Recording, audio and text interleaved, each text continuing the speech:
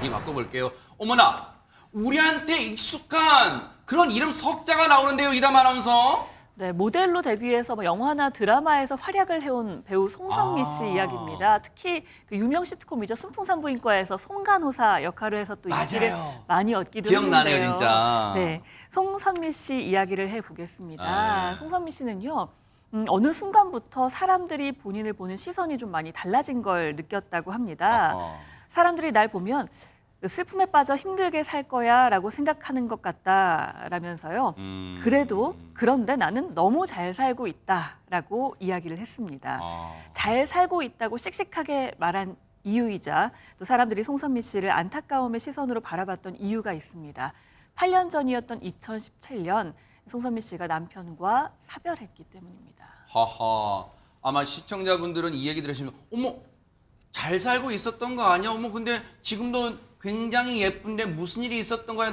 8년 전 남편과 사별했다니 박성외 변호사님 궁금하실 것 같아요. 지난 2006년에 송선미 씨가 미술 감독인 남편과 결혼한 이후에 약 9년 만인 지난 2015년에 딸을 품에 안습니다. 정확히는 2014년에 딸을 출산합니다. 네. 그런데 8년 전인 2017년 어느 날 송선미 씨가 드라마 촬영 중에 전화 한 통을 받게 되는데 바로 남편이 사망했다는 소식이 전해집니다. 이 사건이 벌어진 건 서울의 한 법무법인 사무실이었고 이 남편이 흉기에 찔린 채 발견됐습니다. 급히 병원으로 이송됐지만 사망하고 말았고 경찰 조사 결과 일가 친척에 의한 청부살인 사건으로 밝혀졌습니다. 세상에. 이 송선미 씨 측에 따르면 남편은 불법적으로 재산을 빼앗긴 할아버지를 돕던 중에 계획된 흉악범죄에 억울하게 살해당한 것으로 밝혀졌다고 합니다. 전혜연 평론가님, 아마 이 사건 맞아 기억난다 하시는 분도 계시겠지만 어머, 어떻게 이런 일이 있어? 라고 하시는 분도 계실 거예요, 진짜. 그렇습니다. 저도 당시 이 뉴스를 접하고 정말 깜짝 놀랐는데요. 정말 남편을 이렇게 갑자기 떠나보낸 송선미 씨 입장에서는 믿기기가 어려울 정도로 충격적인 일이었을 겁니다. 그렇죠. 그래서 본인이 최근에 그 당시의 심경을 밝혔는데요.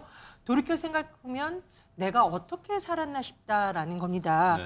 어떻게 웃고 농담하고 하루하루 열심히 살았을까 싶다. 제정신이 아니었을 거라고 생각이 든다라고 하는데 세상에. 실제로 시간이 2년, 3년 흐를 때까지는 남편이 이렇게 떠난 걸 없다라는 걸 아예 인지하지 못할 정도였다고 어머나. 합니다.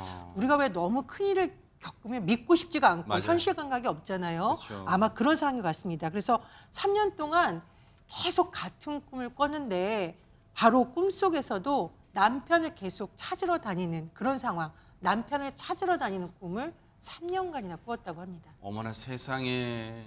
3년 동안 매일 죽은 남편 꿈을 꾸는 게 그것도 마음 아픈데 꿈속에서 남편분을 세상에 막 찾으러 다닌대요. 꿈에서 깼을 때 송선미 씨의 마음은 어땠을까요? 세상에. 얘기 들어보시고 이어가 보도록 하겠습니다. 저희 오빠 진짜 멋있었어요. 진심으로 진짜 멋진 형님이셨을 것 같아요. 진짜 멋있고 네. 제가 사람한테 그런 표현을 쓴 건 처음이었어요. 아름다웠어요. 정말 아름다운 사람이었어요. 마음이 너무 아름다운 사람이었고 네. 정말 따뜻했어요. 그래서 내가 그래도 그 사람하고 사는 동안은 여왕 대접을 받으면서 살았다 이런 생각이 들었어요. 남편하고 가장 기억에 남는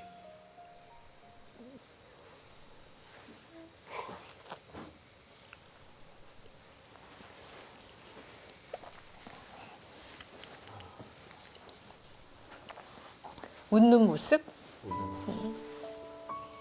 그리고 기억에 많이 나요.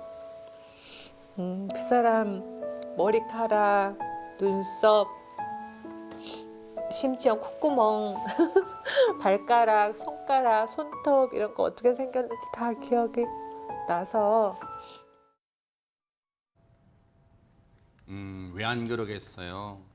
시간이 흘러도 생생하게 남편의 모습이 기억이 나겠죠. 그런데 김현주 평론가님, 앞서 얘기 들어보니까 슬아에 딸이 있잖아요. 네, 그렇죠. 그러니까 그 일을 당했을 때가 딸이 겨우 2살 때. 아이고. 그러니까 아무리 본인이 슬픔에 잠겼어도 어린 딸을 또 돌봐야 되는 그러네요. 것이 엄마로서의 숙명 아니었겠습니까? 네.